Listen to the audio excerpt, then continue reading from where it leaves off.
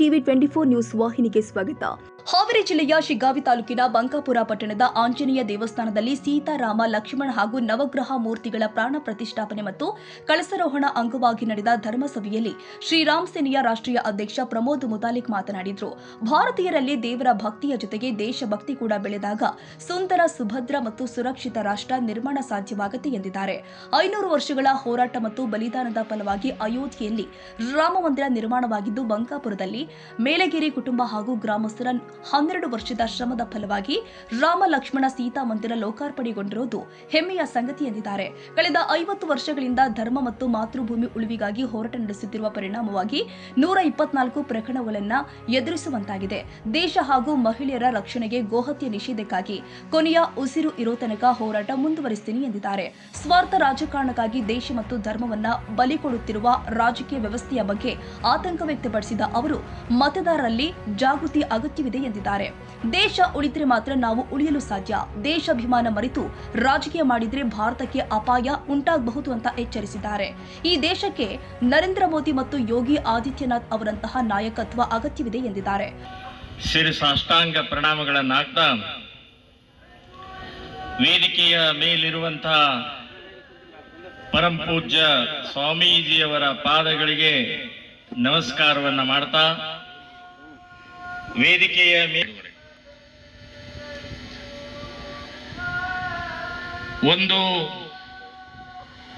ಅತ್ಯಂತ ನೆನಪಿಡಬೇಕಾದಂಥ ಒಂದು ಅತ್ಯಂತ ಉತ್ಕೃಷ್ಟ ಇಲ್ಲವೇ ಇಲ್ಲ, ದೂರ ಇಟ್ಟಿದ್ದಾರೆ. ಇವರು ದೂರ ಇಟ್ಟಿದ್ದಾರೆ. ಇವತ್ತೇನಾದ್ರೂ ಕುರ್ಚಿ ಮೇಲೆ ಕೂಡಕ್ಕೆ ಕಾರಣಕರ್ತರಂತಂದ್ರೆ ನಾನು ಮತ್ತು ನಮ್ಮ ಬಜರಂಗ ದಳದ ಕಾರ್ಯಕರ್ತರ ಪರಿಶ್ರಮದಿಂದಲೇ ಇವತ್ತು ಈ ಕರ್ನಾಟಕದಲ್ಲಿ ಬಿಜೆಪಿ ಬಂದಿತ್ತು ಅಂತ ಇದೆಯಲ್ಲಿಗೆ 121 ಕೇಸ್ ನನ್ನ ಮೇಲಿದ್ದಾವೆ.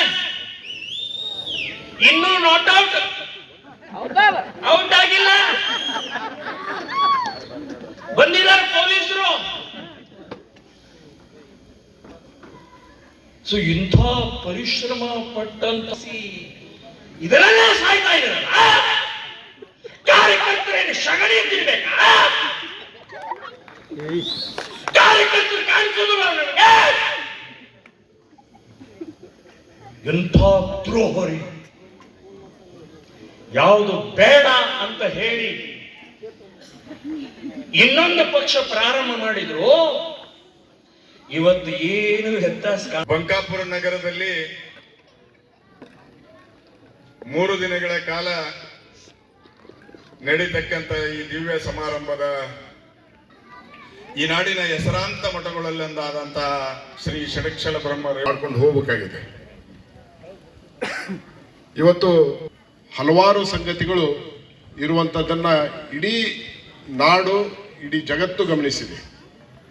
ಇವತ್ತು ನಮ್ಮ ಜನ್ಮವನ್ನು ತಾಳಿ ಇಡೀ ಜಗತ್ತಿಗೆ ಮಾರ್ಗದರ್ಶನವನ್ನು ಮಾಡಿರುವಂಥ ಭಕ್ತದಾಸ ಕನಕರು 11ನೇ ಶತಮಾನ 18ನೇ ಶತಮಾನದಲ್ಲಿ ಶಿಸ್ತಾಳದ ಶರೀಫರು ನಮ್ಮ ಪುಣ್ಯ ಭೂಮಿಯಲ್ಲಿ ಜನಿಸಿ ಭಾವೈಕ್ಯತೆಯ ಒಂದು ಮಾರ್ಗದರ್ಶನವನ್ನು ಮಾಡಿರುವಂಥವ್ರು.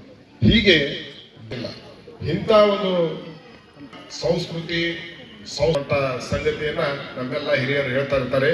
ಅದನ್ನ ಕಾಲಕ್ಕೆ ನಮ್ಮ ಗಣ್ಯಮಾನ್ಯರು ತಮ್ಮ ಕರ್ನಾಟಕ ರಾಜ್ಯದಲ್ಲಿ ಕೆಲವು ಇಡೀ ರಾಜ್ಯವನ್ನ ಸುತ್ತಾಡಿ ತಾಲೂಕು ಕೇಂದ್ರ ನೀರಾವರಿ ಮಂತ್ರಿ, ನಾನು ಅವತ್ತು ಕಾಡ ಅಧ್ಯಕ್ಷ. ನಾನೇನ ಹೋಗಿ ಹೇಳಕತ್ತಿದ್ರೆ ಬೊಮ್ಮಾಯರು ಏನಂತಂದ್ರು ಗೊತ್ತನ, ಎಲ್ಲೇ ಒಂದ್ ಕಡೆ ನನ್ನ ಕಡೆಯಿಂದ ಕೆಲಸ ಮಾಡಿಸ್ಕೋಬೇಕಾಗತ್ತೆ, ಅದಕ್ಕಿಂತವೆಲ್ಲ ಹೇಳ್ತಾನ ಅಂತ ನಾ ಹೇಳಲಿಲ್ಲ ಗುರುಗಳೇ. ಆ ಬಳಿಕ ಮತ್ತೊಂದು 15-20 ದಿವಸ ಬಿಟ್ಟು ಬಂದು ಮತ್ತೆ ರಾಯರು ಹೇಳಿದ್ರು, ನೀ ಹೇಳಲಿಲ್ಲ, ಹೇಳು ಅಂತ ಹೇಳಿ ದೇವರು ಕೂಡ ಮಾತನಾಡುವಂತ ಶಕ್ತಿ ಯಾವ ಮನುಷ್ಯನಲ್ಲಿ ಇರ್ತತಿ ಅಂತ ಹೇಳಿದ್ರೆ ಆತ್ಮ ಶುದ್ಧ ಇದ್ದವನಂತರ ಮಾತ್ರ ಇರ್ತತಿ ಅನ್ನಂತ ಮಾತನ್ನ ನಾನು ಈ ಸಂದರ್ಭದೊಳಗೆ ಹೇಳ್ತೇನೆ. ಧರ್ಮಸಭೆಯಲ್ಲಿ ಅರಳೆಲೆ ಮಠದ ರೇವಣಸಿದ್ದೇಶ್ವರ ಸ್ವಾಮೀಜಿ, ಅಗಡಿ ಆನಂದವನದ ವಿಶ್ವನಾಥ ಚಕ್ರವರ್ತಿ, ಕೆಂಡದ ಮಠದ ಸಿದ್ದಯ್ಯ ಸ್ವಾಮೀಜಿ ದಿವ್ಯ ಸಾನ್ನಿಧ್ಯವನ್ನ ವಹಿಸಿ ಆಶೀರ್ವಚನ ನೀಡಿದ್ದಾರೆ. ಕಾರ್ಯಕ್ರಮದಲ್ಲಿ ವಿಧಾನ ಪರಿಷತ್ ಸದಸ್ಯ ಡಿಎಸ್ ಅರುಣ್, ಸೋಮಣ್ಣ ಬೇವಿನಮರದ, ಶ್ರೀಕಾಂತ್ ದುಂಡಿಗೌಡ್ರ, ಹಿರಿಯ ಸಾಹಿತಿ ಎಂಕೆ ಅದವಾನಿಮಠ, ಡಾಕ್ಟರ್ ಆರ್ಎಸ್ ಅರಳೆಲೆ ಮಠ ಸೇರಿ ಅನೇಕ ಗಣ್ಯರು ಮಾತನಾಡಿದರು.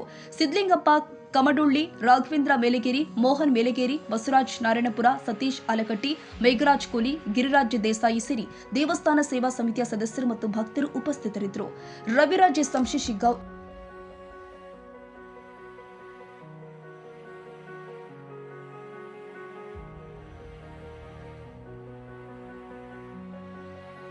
ಕನ್ನಡಿಗರ ಮೆಚ್ಚಿನ ನಿಮ್ಮ ಟಿವಿ 24 ಕನ್ನಡ ನ್ಯೂಸ್ ವಾಹಿನಿ ಇದೀಗ ಟಿವಿಯಲ್ಲಿ ಲಭ್ಯ.